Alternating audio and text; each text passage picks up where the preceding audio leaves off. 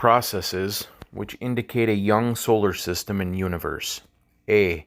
Comets. Comets journey around the sun and are assumed to be the same age as the solar system. Each time a comet orbits the sun, a small part of its mass is boiled off. Careful studies indicate that the effect of this dissolution process on short-term comets would have totally dissipated them in about 10,000 years. Based on the fact that there are still numerous comets orbiting the sun with no source of new comets known to exist, we can deduce that our solar system cannot be much older than 10,000 years. To date, no satisfactory explanation has been given to discredit this evidence for a youthful solar system. B. Poynting-Robertson effect. The sun, acting like a giant vacuum cleaner, sweeps up about 100,000 tons of micrometeoroids each day. The sun's radiation pressure also serves to push small interplanetary dust particles into space. This phenomenon is known as the Poynting-Robertson effect. If the solar system is truly billions of years old, these particles should no longer be present. Proceeding at its present rate, the sun would have cleaned house in less than 10,000 years, as there is no known source of appreciable replenishment. However, micrometeoroids are copious throughout the solar system, and this fact speaks convincingly for a relatively young solar system. C. Star clusters. Star clusters serve to indicate a young age for the universe. A star cluster contains hundreds or thousands of stars moving as one, author has put it, like a swarm of bees.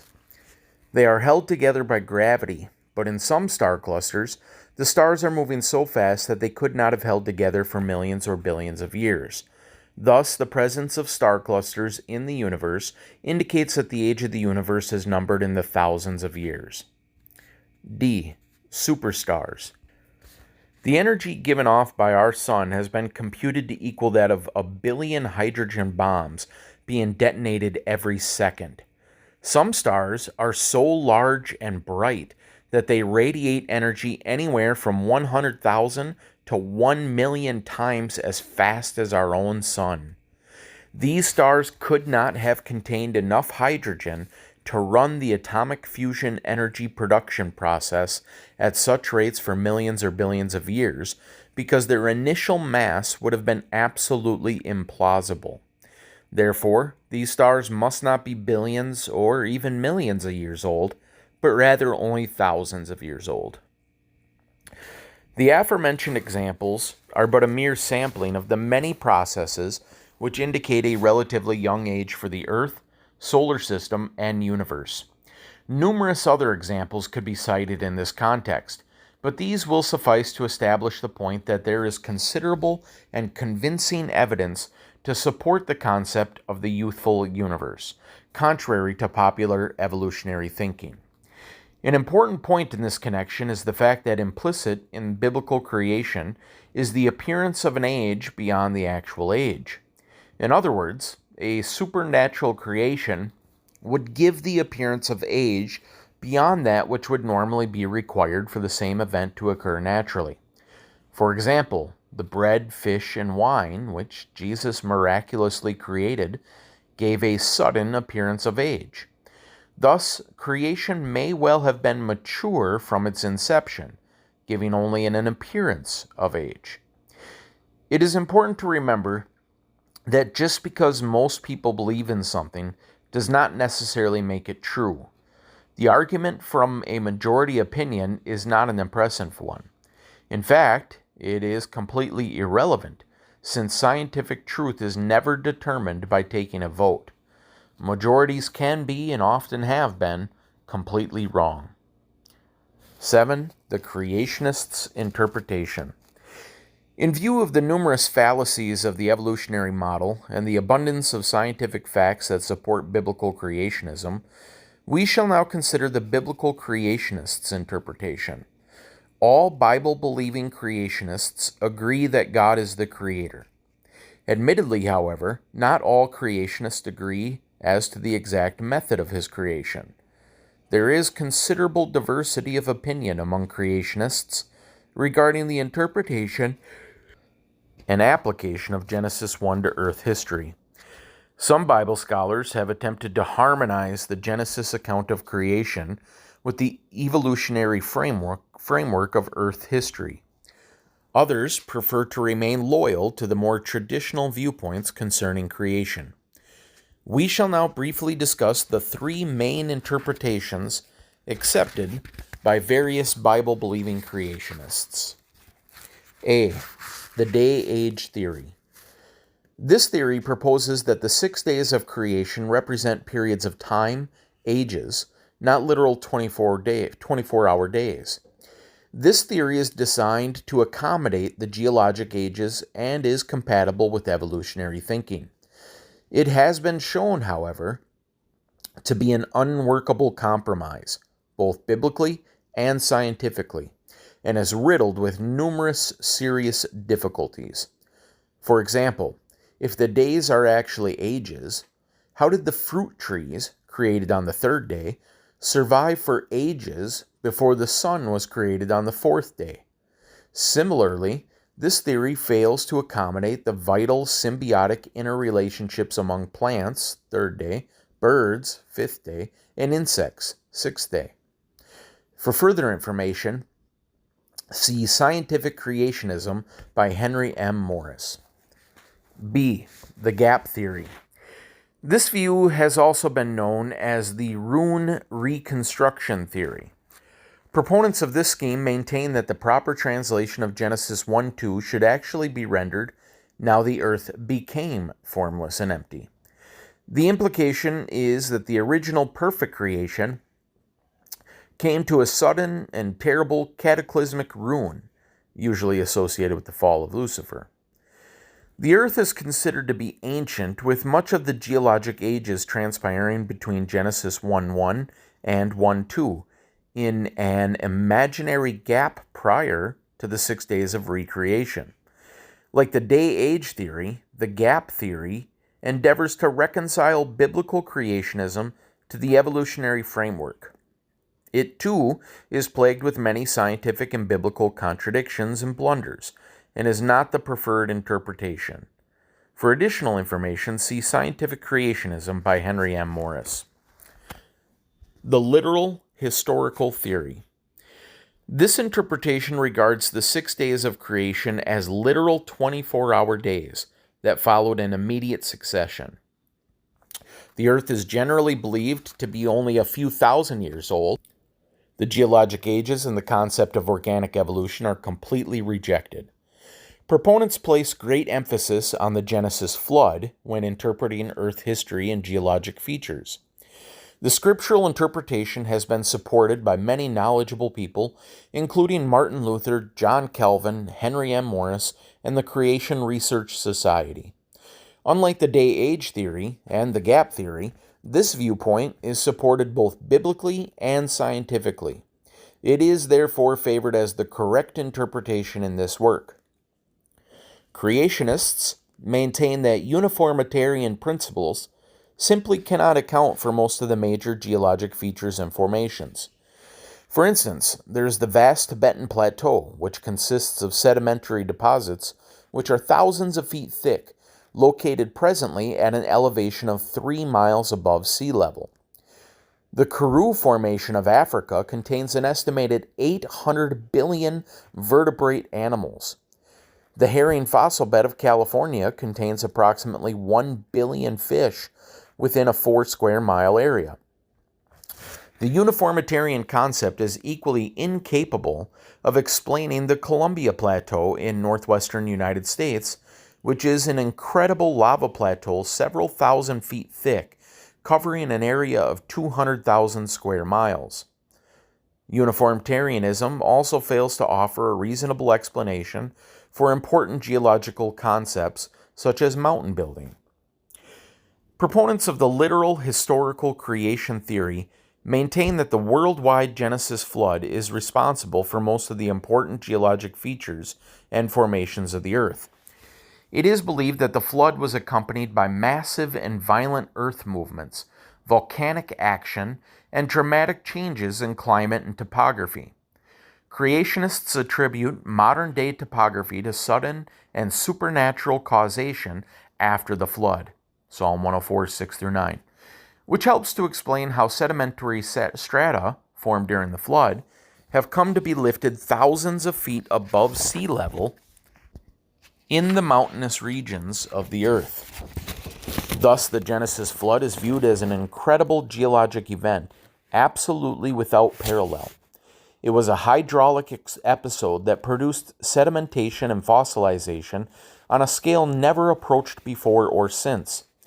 Instead of being a record of gradual transformation, the geologic record is perceived as a chronicle of sudden and cataclysmic mass death and destruction. Properly understood, the geologic record is a fascinating testimony to the awesome power and judgment of God, when not so long ago the world, which then was, perished beneath worldwide floodwaters and their contained sediments. The universal presence of fossils and sedimentary deposits is, indeed, conclusive proof of rapid burial and formation. Rapid burial and lithification are essential for the formation and preservation of fossils. Otherwise, they would decay or be destroyed by scavengers. The fact that large-scale fossilization is not occurring anywhere in the world today is a serious problem for uniformitarian geologists. Sudden, catastrophic deposition is indicated not only by the fossils contained in the sedimentary strata, but also by the very strata themselves. According to Dr. Henry M. Morris, hydraulic analysis shows that, in most formations, the individual stratum has been formed within a few minutes' time. Furthermore, there is evidence to suggest each subsequent stratum began to be deposited immediately after the preceding one. This suggests that the geologic column was formed rapidly, not gradually over eons of time. Thus, the geologic evidence supports a cataclysmic interpretation rather than a uniformitarian explanation. To further substantiate this point, consider the fact that about 3/4 of the Earth's surface is covered with sediments or sedimentary rocks, which were originally deposited under moving water. This is true even on the tops of many mountains. Clearly, the entire surface of the Earth was once submerged by great and powerful waters. Only a global hydraulic cataclysm, such as the Genesis flood, can account for the worldwide sedimentary rock deposits of sandstone, shales, conglomerates, limestones, dolomites, and evaporites. The abundance of gravels, conglomerates, and even boulders in many sedimentary formations is impressive evidence for extra high-intensity hydraulic activity. The common occurrence of cross-bedding, which signifies rapidly changing current directions, also serves to confirm this fact. In the face of such overwhelming evidence for biblical creationism and catastrophism, more and more evolutionary geologists are realizing that the present is not the key to the past. Many are now considering concepts such as local catastrophism to explain observed geologic features and formations. Evolutionists who believe major flooding offers the most reasonable explanation for the fossil record are known as neo-catastrophists, or catastrophists. I'm not sure how to say that word. Still others, who have also recognized the necessity for a catastrophic explanation for many of the Earth's features, have proposed some very imaginative catastrophic theories. Immanuel Velikovsky, for example, has proposed such a theory based upon a series of comet encounters. Velikovsky's ideas, however, are not only highly improbable, but also lack a proper respect for the Scriptures, denying such fundamentals as miracles and the historicity of the Bible. Although the evidence unquestionably points to catastrophism, there is no need to resort to neo-catastrophism or imaginative speculation when it comes to ascertaining the nature of the cataclysm.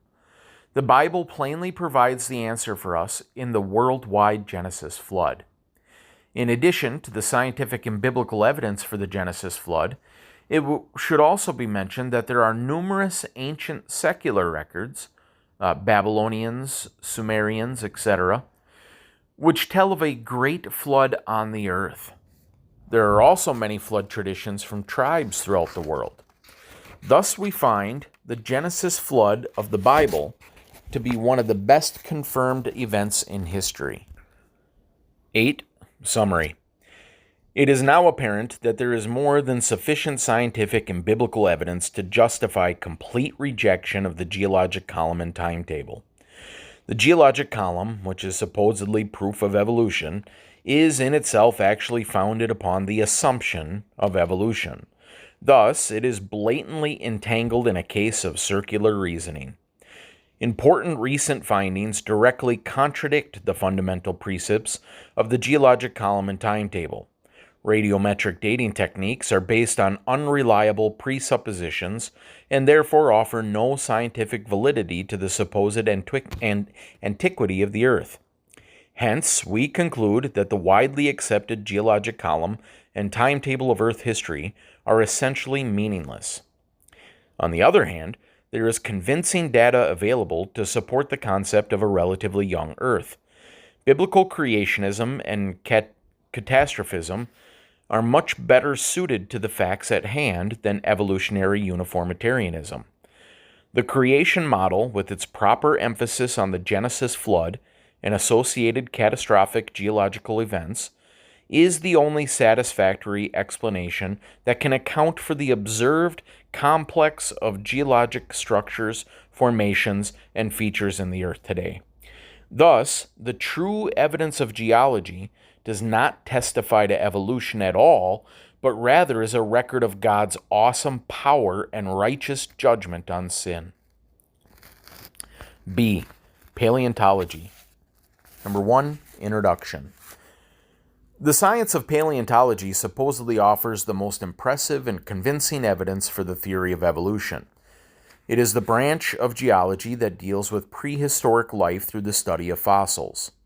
Evolutionists insist that it is the fossil record which provides actual documentation of organic evolution.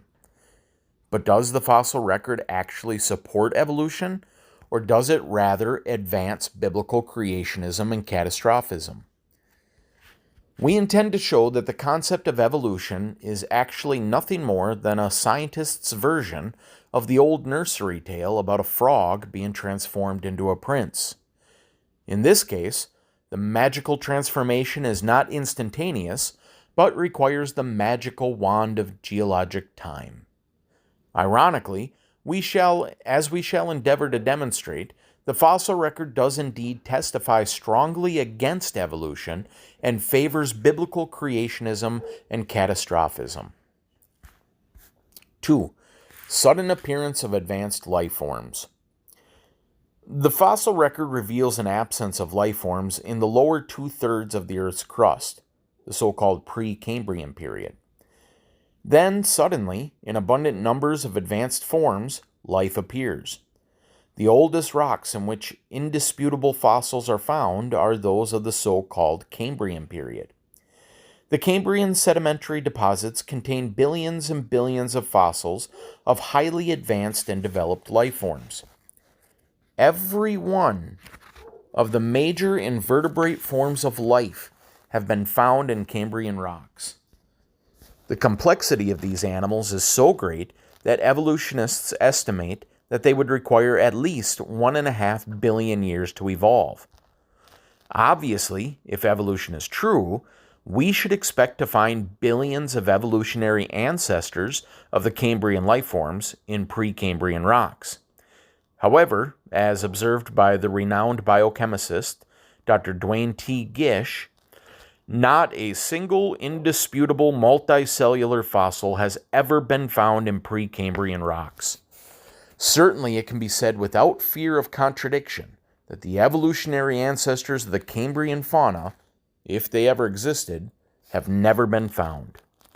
In short, the fossil record reveals that life appeared abruptly in great diversity, complexity, and abundance, without any ancestors from which to evolve. Clearly, this is not evidence for gradual organic evolution. This is supernatural creation. 3. Permanence of kinds. Many fossils of plants and animals found in the supposed oldest of rocks, when compared with their living counterparts, are found to be essentially the same. In spite of presumed hundreds of millions of years of evolution, the present shellfish, lingula, starfish, cockroach, bacteria, and so on, are no different from their remote ancestors, which allegedly lived, respectively, 500, 500, 250, and 600 million years ago.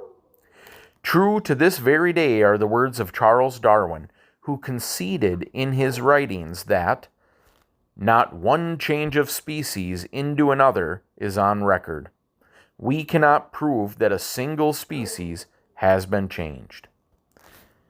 Much to the discontentment and embarrassment of the evolutionists, the fossil record strongly supports the biblical principle of reproduction after its kind.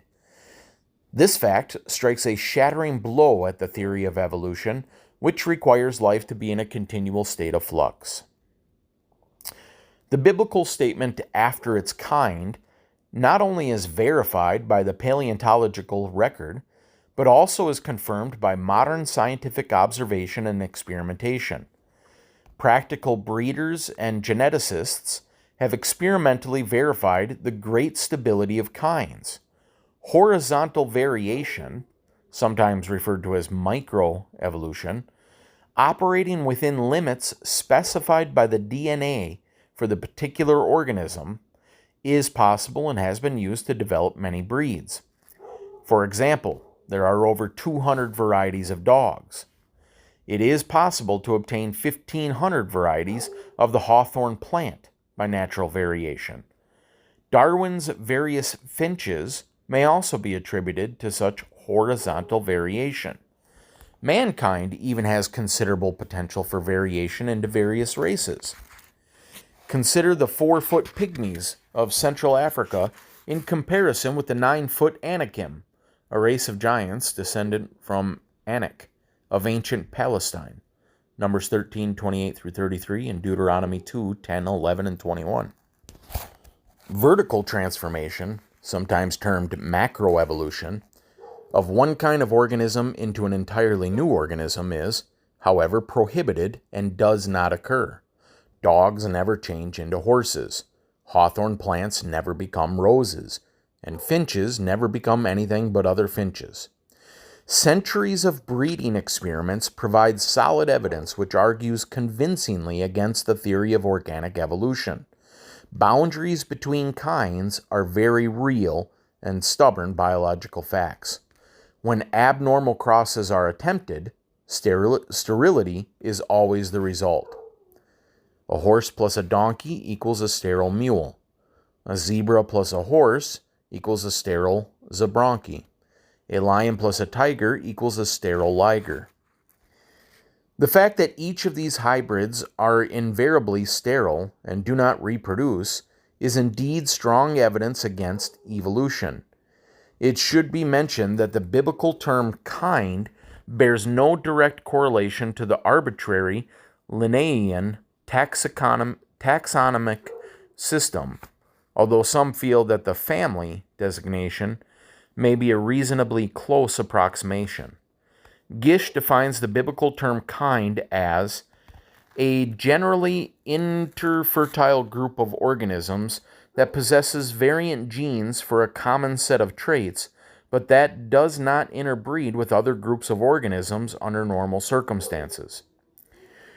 One final consideration regarding permanence of kinds involves Drosophila, the fruit fly. The fruit fly has been bred in the laboratory for over 1,000 generations, being subjected to continual radiation bombardment. One would suppose that after such given circumstances, some kind of evolutionary development would arise. Yet, while it has managed to produce a great variety of mutation deformities, no new evolutionary life forms have been produced. It is still a fruit fly. Once again, we find that the actual observed facts of science serve to confirm the biblical record. Created organisms reproduce after their own kind and not after some other kind, with a limited amount of variation permitted within the permanently fixed kind. Genesis 1:11, 12, 21, 24, and 25. This principle is also confirmed in the New Testament, as we read in 1 Corinthians 15, 38, and 39. But God giveth it a body as it hath pleased him, and to every seed his own body. All flesh is not the same flesh, but there is one kind of flesh of men, another of flesh of beasts, another of fishes, and another of birds. 4. Absence of transitional forms. We now come to perhaps the most serious of defects in the evolutionary theory, the complete absence of transitional forms. If life has always been in continual stream of transmutation from one form to another, as evolutionists insist, then we should certainly expect to find as many fossils of the intermediate stages between different forms as of the distinct kinds themselves. Yet no fossils have been found that can be considered transitional between the major groups or phyla. From the very beginning, these organisms were just as clearly and distinctly set apart from each other as they are today. Instead of finding a record of fine gradations preserved in the fossil record, we invariably find large gaps. This fact is absolutely fatal to the general theory of organic evolution. Even the great champion of evolution himself, Charles Darwin, acknowledged this fatal flaw. As by this theory, innumerable transitional forms must have existed. Why we do not find them embedded in the crust of the earth? Why is all nature not in confusion instead of being as we see them, well-defined species? Geological research does not yield the infinitely many fine gradations between past and present species required by the theory, and this is the most obvious of the many objections which may be argued against it. The explanation lies, however, in the extreme imperfection of the geologic record. While Darwin was honest enough to admit the reality and seriousness of the missing links, he nevertheless felt or hoped that this was only due to an incomplete fossil record. In time, he argued, these connecting links would be found and the critical gaps filled. This convenient excuse, however, no longer offers any refuge for evolutionists. As George Neville remarks, there is no need to apologize any longer for the poverty of the fossil record. In some ways, it has become almost unmanageably rich, and discovery is outpacing in integration. The fossil record nevertheless continues to be composed mostly of gaps. Professor N. Heribert Nilsson of Lund University, Sweden, has studied the subject of evolution for over 40 years and has commented on this problem of missing links. It is not even possible to make a caricature of evolution out of the paleobiological facts. The fossil material is now so complete that the lack of transitional series cannot be explained by the scarcity of the material. The deficiencies are real. They will never be filled. Ironically, although it has been over 100 years since Darwin's time, we now have fewer examples of transitional forms than we did then. Instead of having more, as Darwin had hoped, we actually have less. This is because some of the old classic examples of evolution have been recently discarded due to new information and findings, and no new transitional forms have been found. Despite these insurmountable problems, the dauntless faith of the evolutionist persists.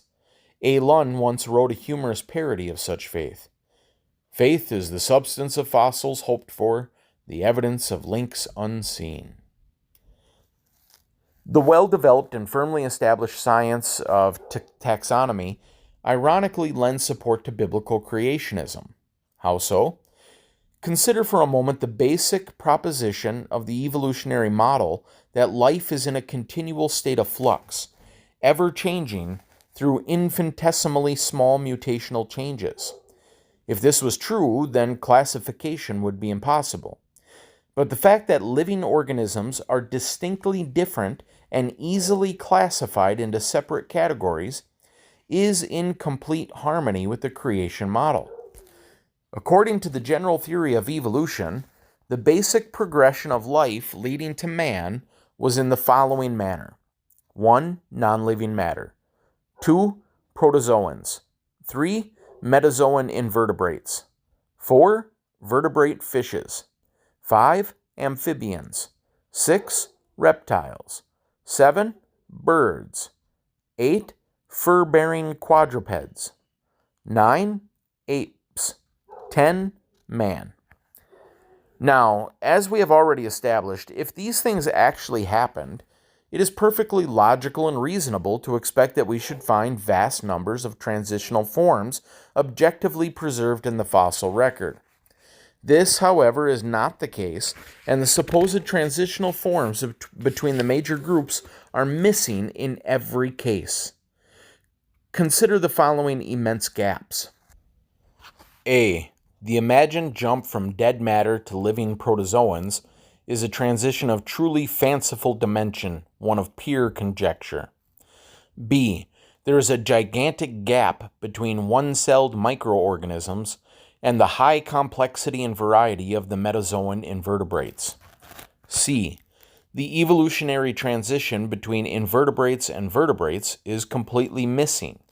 This is absolutely incredible since evolutionists propose 100 million years of developmental time between the two, which would have involved billions of transitional forms. Yet not one such transitional form has ever been found. D. The evolutionary advance from fishes to amphibians is totally non-existent.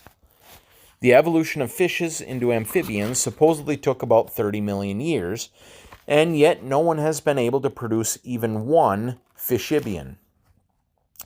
The coelacanth was once cited as an intermediate, but has been subsequently disqualified. Instead of being extinct for millions of years, the coelacanth was discovered to be still very much alive in 1938. E. There are no connecting links between amphibians and the altogether different reptiles. Seymoria has been offered as such a link, but it supposedly occurs in the geologic column some 20 million years after other reptiles had already appeared. F. There are no transitional forms between reptiles and mammals. G. There are no connecting evolutionary links between reptiles and birds. Archaeopteryx was once highly acclaimed as such a link, but has since been acknowledged by paleontologists to have been a true bird. H. There are no intermediate or transitional forms leading up to man from an ape-like ancestor. Fossil humanoids and hominids, cited by evolutionists to demonstrate human evolution, are actually fossils either of apes or men, or neither. There is no valid scientific evidence to suggest that they are fossils of animals intermediate between apes and men. In an attempt to explain the lack of transitional forms, some scientists have recently proposed the idea that evolution occurs via sudden large leaps, rather than through gradual small modifications. This concept, known as punctuated equilibrium, has been advanced by paleontologists Gould and Eldridge, 1977. This concept has also been termed the hopeful monster mechanism by Goldschmidt, who proposes that at one time a reptile laid an egg and a bird hatched from it. Creationists prefer to believe that these scientists are the ones who have laid the egg, maintaining that such ideas are pure speculation, completely devoid of any scientific evidence. To summarize, the fossil record reveals a sudden appearance of highly diverse and complex forms with no evolutionary ancestors, demonstrates fixity of kinds, is devoid of the all-important transitional forms, and provides sufficient justification for rejection of the evolutionary theory. These facts are, however, in complete agreement with the expectations of the biblical creation model. The rocks do indeed proclaim creation. 5. Fossilization. The fossil record presents yet another serious problem for evolutionary uniformitarianism. Large-scale fossilization is not occurring anywhere in the world today. When a fish dies, it does not sink to the bottom and become a fossil. Instead, it either decomposes or is destroyed by scavengers. Similarly, there is hardly a trace left of the millions of buffalo carcasses which were slaughtered all over the plains only 2 generations ago. In sharp contrast to the virtual lack of fossilization transpiring today, there is an incredible amount of fossilization that occurred sometime in the past. The billions and billions of fossils we find preserved in the fossil record simply could not have been formed by processes observable in the world today, such as uniformitarian geologists have assumed and taught. Such preservation is very abnormal, the exception and not the rule. Our global fossil record, therefore, attests to a strictly atypical worldwide cataclysmic hydraulic event. The fossil record of the geologic column is not a history of evolving life forms, but rather it is a great memorial to the sudden mass extermination of life from another age, the annihilation of the antediluvian world around 2346 BC by the Genesis flood. As the scriptures record, every living substance was destroyed which was upon the face of the ground, both man and cattle, and the creeping things, and the fowl of the heaven. And they were destroyed from the earth, and Noah only remained alive, and they that were with him in the ark. Genesis 7:23. Evolutionists insist that the progression of life forms found in the fossil record, from simple to complex, prove the evolutionary progression of life. However, it should be pointed out that the same general progression would be expected from the hydraulic sorting action of a worldwide cataclysmic flood. Creationists reason that the progression from marine invertebrate to fishes, to amphibians, to reptiles, to mammals, to man, simply reflects increasing ability to escape death and destruction from the Genesis flood.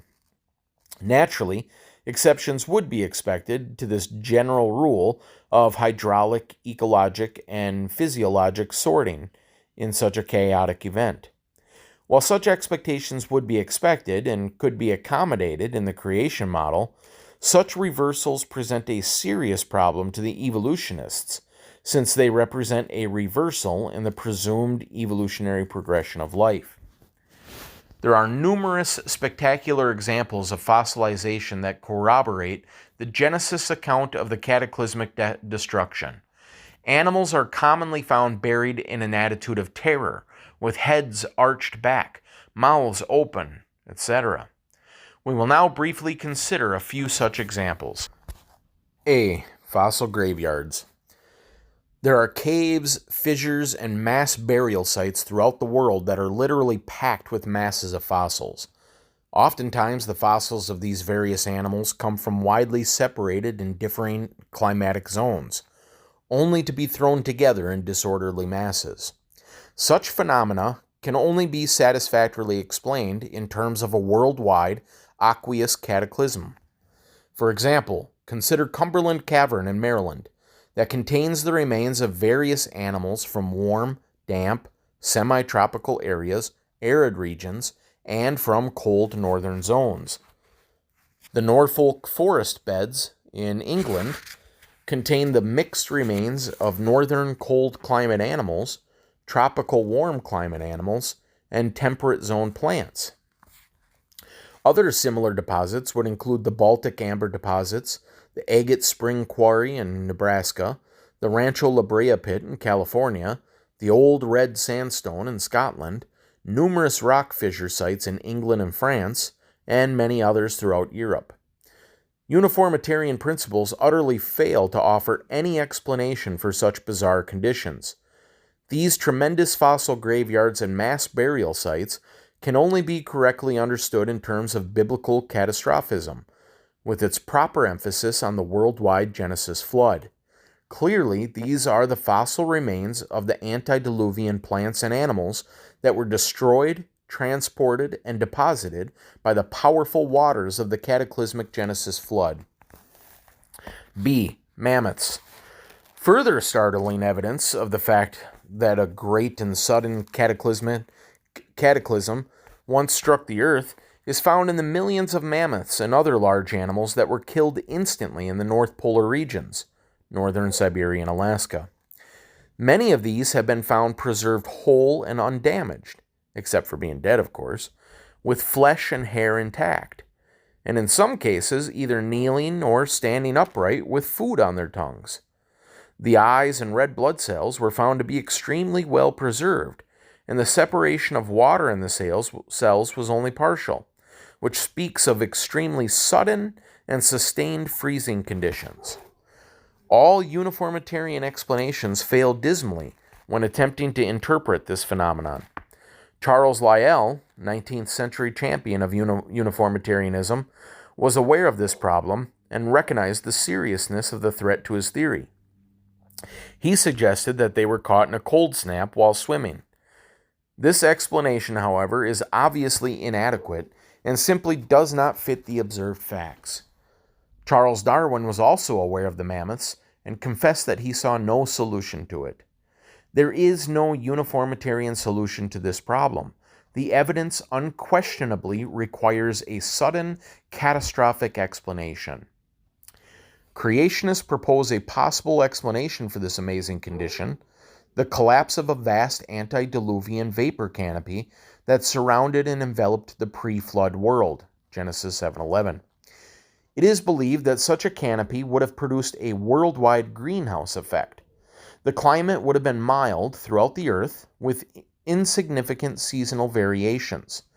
No rainfall or rainbows would have existed, but rather a mist would rise from the earth that would water the whole face of the ground.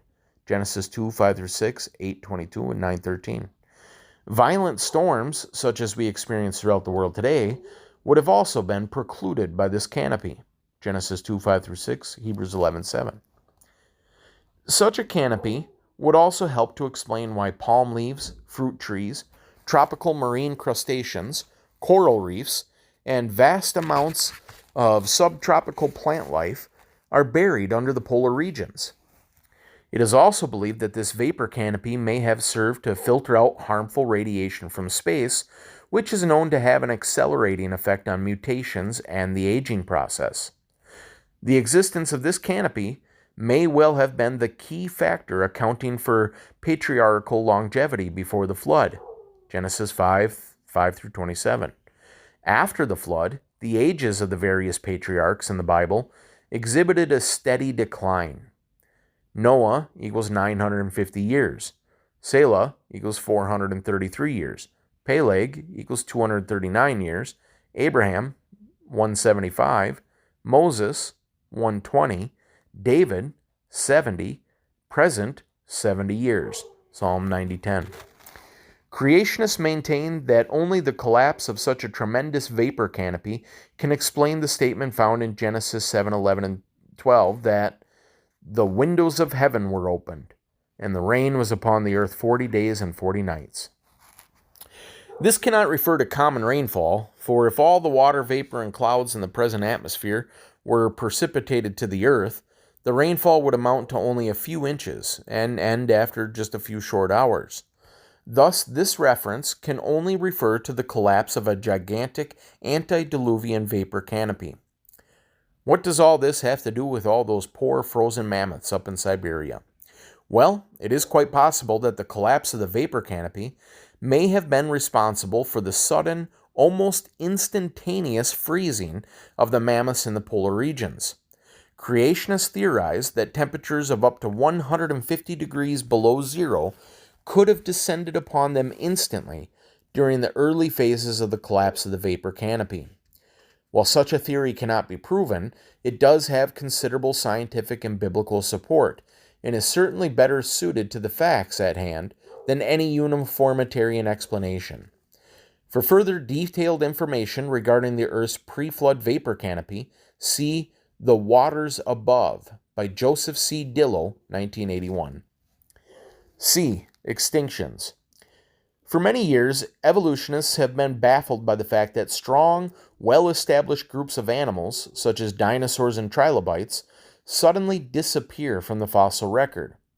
Although their sudden departure puzzles evolutionists, creationists simply attribute their misfortune either directly or indirectly to the Genesis flood. Creationists theorize that the collapse of the vapor canopy resulted in a post-flood climate which was dramatically different from the pre-flood climate. Instead of continuing to enjoy the stable, warm, and mild climate which they were accustomed to, these animals found themselves thrust into a relatively unstable and more hostile environment characterized by cooler temperatures, severe storms, and bitter winter conditions.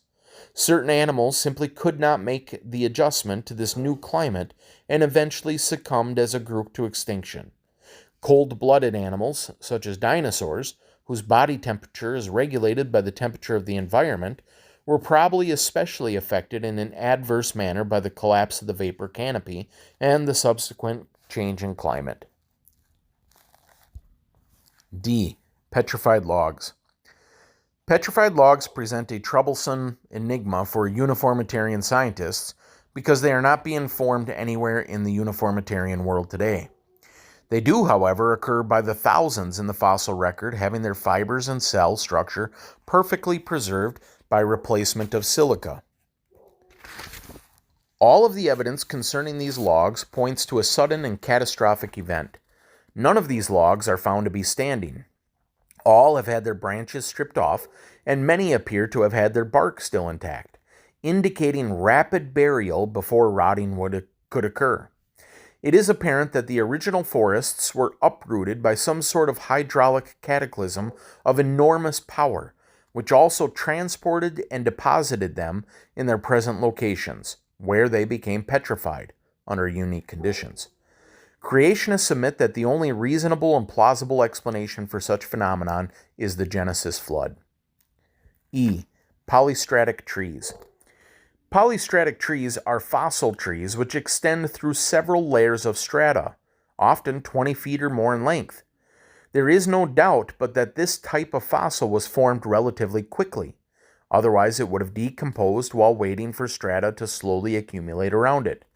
In some cases, these trees bridge a presumed evolutionary time span of millions of years. Obviously, the more reasonable interpretation calls for the simultaneous transportation and deposition of the trees and their surrounding sediments. Such logical conclusions cast serious doubts upon the common uniformitarian assumption that these sedimentary strata were laid down gradually over millions of years. Once again, the evidence supports the biblical catastrophism of the Genesis flood. F. Ephemeral markings. Ephemeral markings, such as ripple marks, rain imprints, worm trails, and animal tracks, are found in great abundance in the fossil record. This special type of transient fossil is originally formed as an evanescent marking on the surface of a recently deposited layer of sediment. These structures are very perishable and easily destroyed by normal weather conditions or by erosion and sedimentation. The formation and preservation of ephemeral markings is not observed today under normal uniformitarian conditions. Their preservation depends entirely upon abnormally rapid and complete burial associated with chemical lithification processes. The fact that these structures are found in great abundance throughout the world in the fossil record testifies to a sudden and worldwide cataclysmic sedimentary event, the Genesis flood. G. Soft parts. There are numerous cases of preservation of actual soft parts, tissues, in the fossil record. This is true even in what is presumed to be the most ancient of strata. Such fossils are commonly discovered together in large masses.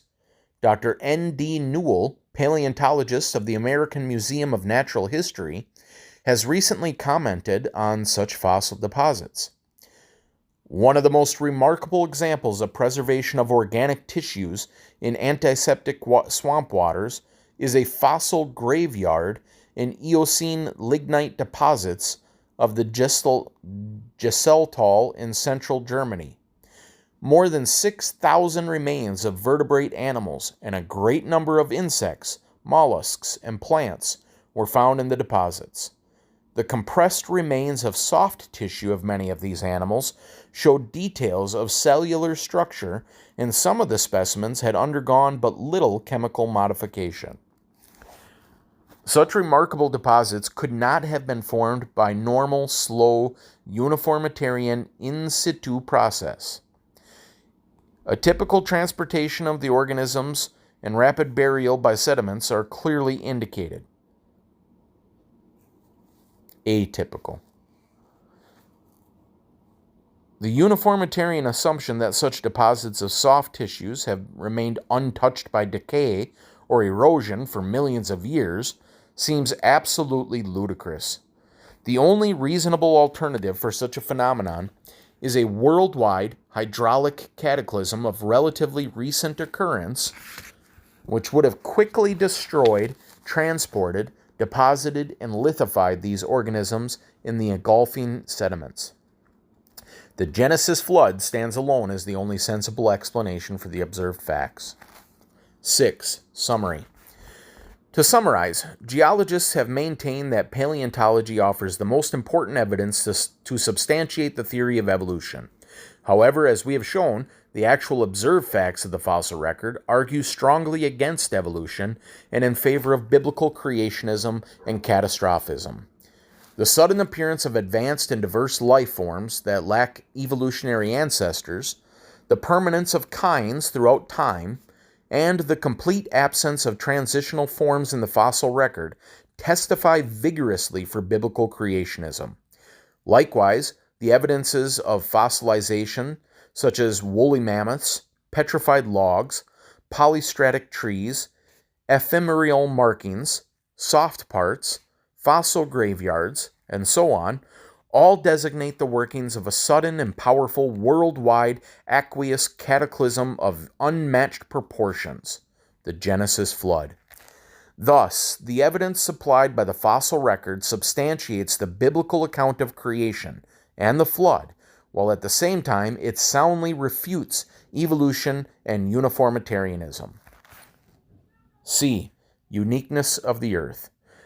The existence of a creation necessitates the reality of a creator.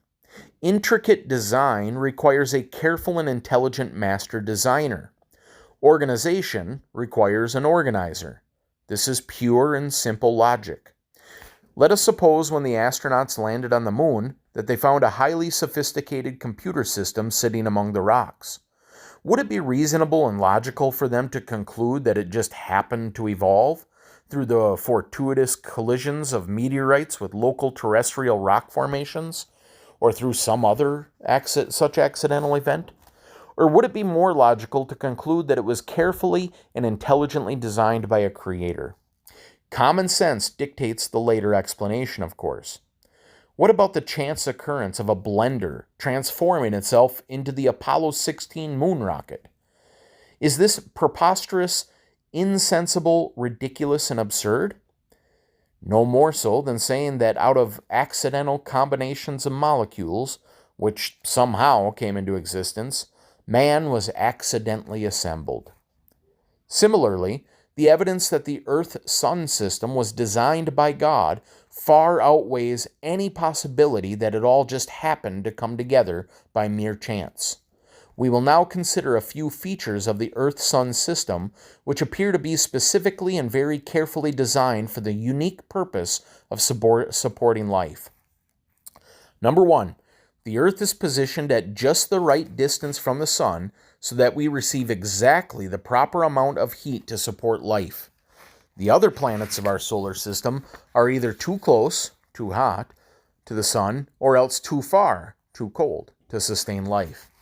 2. Any appreciable change in the rate of rotation of the Earth would make life impossible.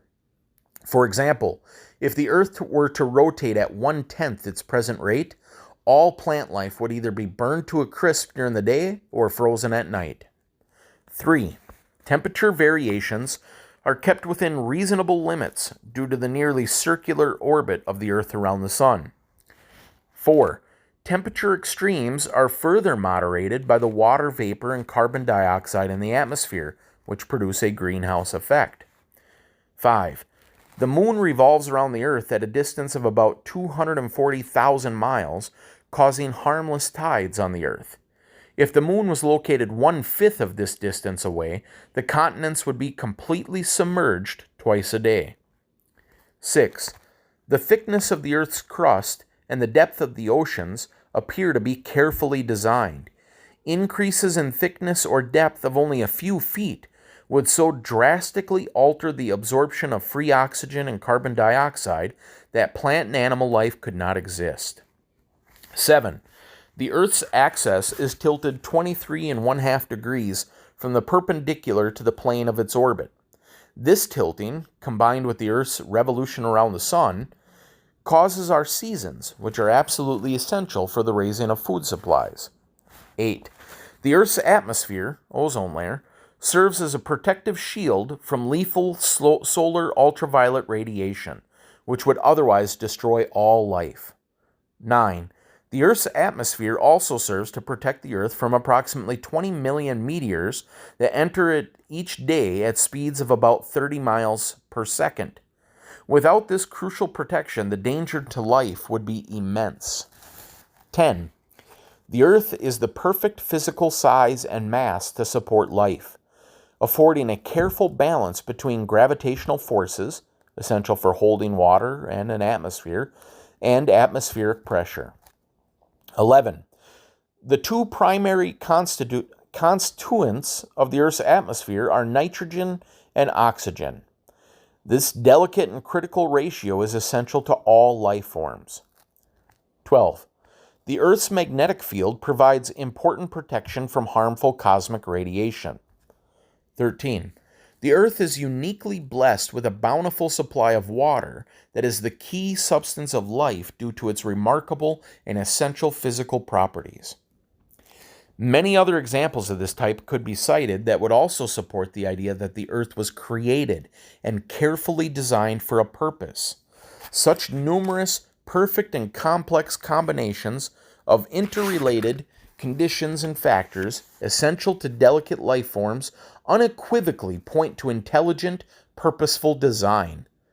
To believe that such an intricately planned and carefully balanced life support system is the result of mere chance is absolutely senseless.